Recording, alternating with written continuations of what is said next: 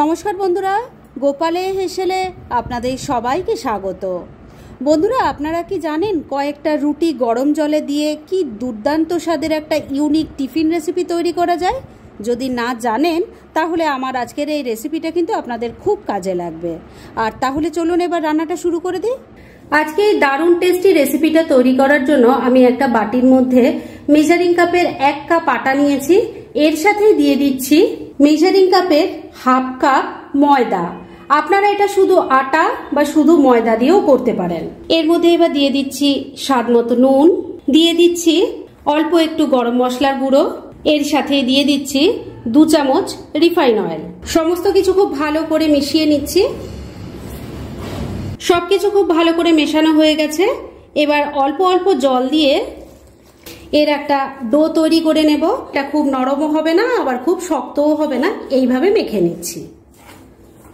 ডোটা তৈরি হয়ে গেছে। এবার এটাকে 5-6 মিনিট আমি একটু ঢাকা দিয়ে রেস্টে রেখে দিচ্ছি, আর তারপর ফিরে এসে নেক্সট স্টেপ দেখাচ্ছি। ফিরে এলাম প্রায় মিনিট 5 পর। ডোটার ভালো মতো রেস্ট হয়ে গেছে। এবার এটাকে আবারও একটু ভালো করে মেখে নিচ্ছি। ডোটাকে আবারও একবার ভালো করে মাখা হয়ে গেছে।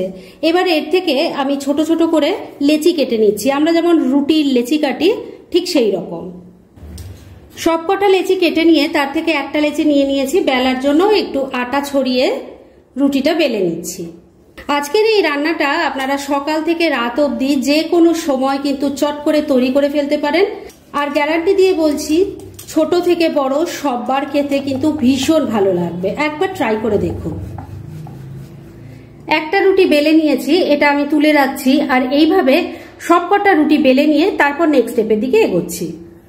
রুটিগুলো সব বেলে নিয়েছি। এবার একটা প্যানের মধ্যে আমি কিছুটা জল বসিয়ে দিয়েছি গরম করার জন্য। এর মধ্যে দিয়ে দিচ্ছি অল্প একটু রিফাইন অয়েল। এবার জলটা ভালো করে গরম হওয়া অবধি একটু অপেক্ষা করতে হবে। জলটা দেখুন ভালো করে গরম হয়ে গেছে। এবার এই জলের মধ্যে আমি রুটিগুলো দিয়ে দিচ্ছি।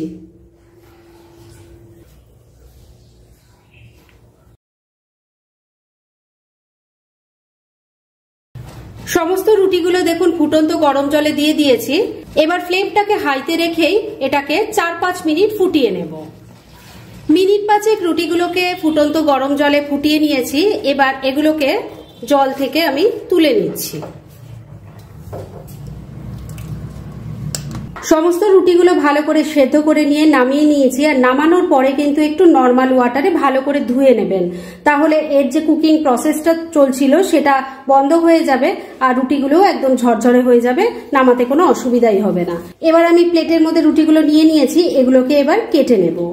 সরু সরু করে এগুলো কেটে নিচ্ছি। খেতে কিন্তু অসাধারণ হয়। বারবার বলছি, একবার ট্রাই করে দেখুন। একবার ট্রাই না করলে তো আপনারা বুঝতে পারবেন না, তাই বারবার করে বলছি একবার ট্রাই করুন।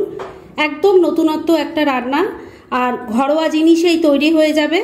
তাই শেষ পর্যন্ত একটু সঙ্গে থাকুন, আর তাহলেই বুঝতে পারবেন যে এটা শেষ অবধি কি হতে চলেছে।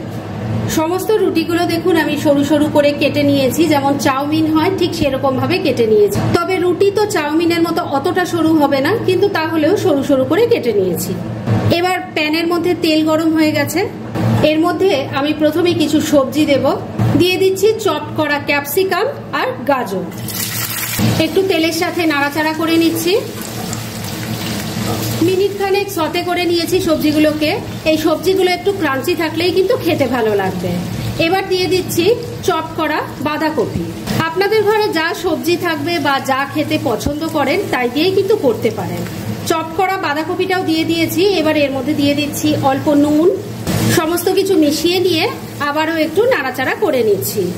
মিনিট 2 সময় নিয়ে সমস্ত সবজিগুলোকে একটু সতে করে নিয়েছি। এবার এর মধ্যে এক এক করে কিছু জিনিস দেব।